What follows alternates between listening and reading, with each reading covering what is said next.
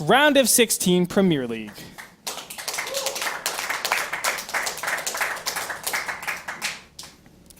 Please, sir, do the honors. Okay, so spawning in the bottom left-hand corner of the map, it's the blue Terran, Liquid Taeja.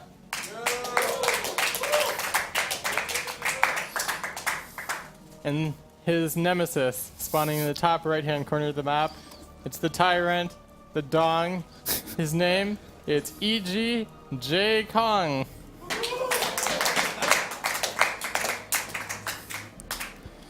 The Dong is powerful.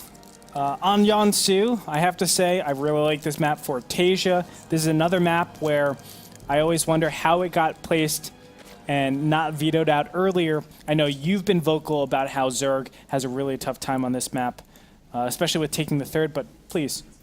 Well, yeah, as a Zerg player, I don't like this map, and I think a lot of Zergs feel similarly to me. And part of the reason why is because as you enter late game, the bases are very difficult for a Zerg player to attack, especially with ground forces.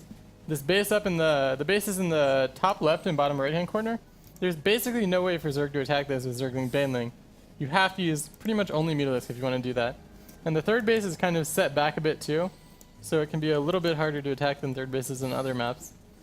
But some Zergs like it. I know Suppy likes to keep this map in 6-pool a lot just because you can't do the normal wall off with your command center because of how it is in this map. If Suppy was playing here, he would have won against Taeja game number 1 for sure. I mean, 6-pool is so powerful because, as you were saying, you could put it down on the low ground, or if you put it up here, what ends up happening is there's too much surface area. Normally you put a barracks down, but you can't do that on this map. It's very difficult to. Either the barracks or the command center is open for your Zerglings to just crush it before it ever builds.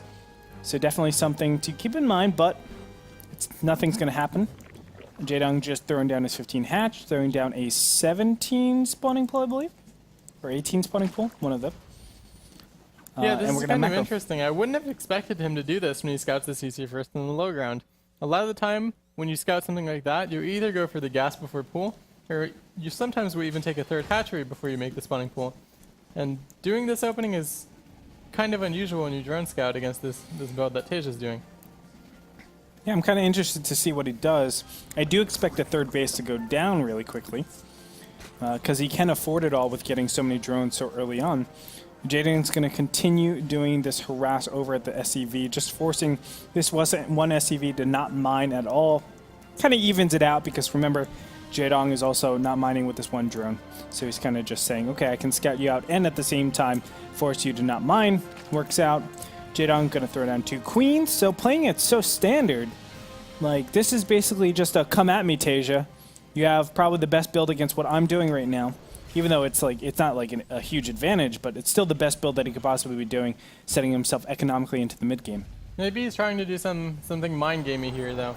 In the last series, we saw him go for that kind of unusual Roach Nidus timing, and I wouldn't be too surprised if he goes for some kind of cheese or unusual timing attack again in this series against Taeja.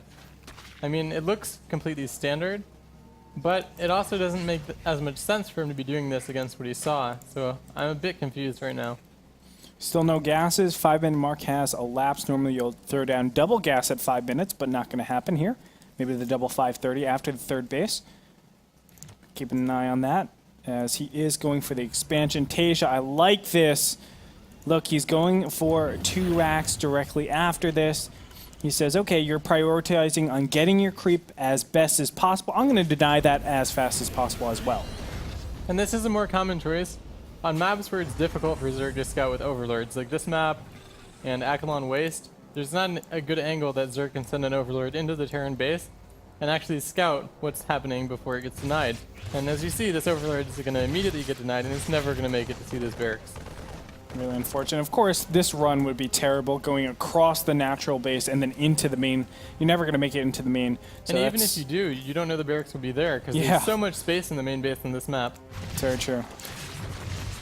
Just mass droning, though, for not for Taeja, for Jaedong so far. 38 harvesters to 31, so he's looking pretty equivalent in terms of economy, but getting a lot more drones here.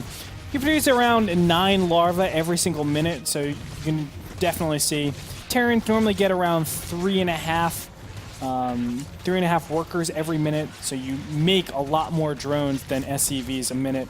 giving you that economic advantage to start out with. But we'll see how long that actually lasts. Now, I like this. This is the build we see Flash doing all the time. You get the very quick +1 with this. That way you can keep up as soon as 1-1 normally finishes for Zerg. There's no longer that huge disparity where Zerg can just take out everything in its path. From here, I'm still at a little bit of a loss, though. What does Jaedong actually do from here? Like, what's his inherent advantages? Well, it's looking like he's just playing standard. One advantage that he will have, because he's doing this 5 or 6 queen opening, I think, is he should have a lot of creep spread, and there shouldn't be any way for Taeja to shut it down before this push moves out across the map. And when it moves out, the creep's already going to be pretty advanced by Jaedong. Okay. So, I mean, that gives him some advantage. And this is a very defensible push. Yeah, and he'll also have an upgrade lead. Because of Taeja's build, he only has 1 eBay, so he's going to have +1 attack finishing about the same time as Jaedong has 1-1 finishing. Yeah.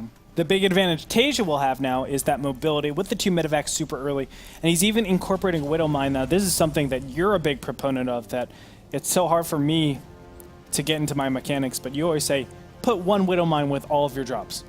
Yeah, you should always have 1 single Widow Mine with every medevac drop, because it's not expensive to have 1 Widow Mine in a drop, and it makes it a bit more annoying for Zerg to clean up. They have to send an Overseer too, and Overseers, until you have the speed upgrade, move slower than the rest of your units, so they'll get there later. And often they'll be in the same hotkey as everything else. So yeah, it really messes up your multitask, right? And if you don't catch it, obviously, it's just that extra bonus.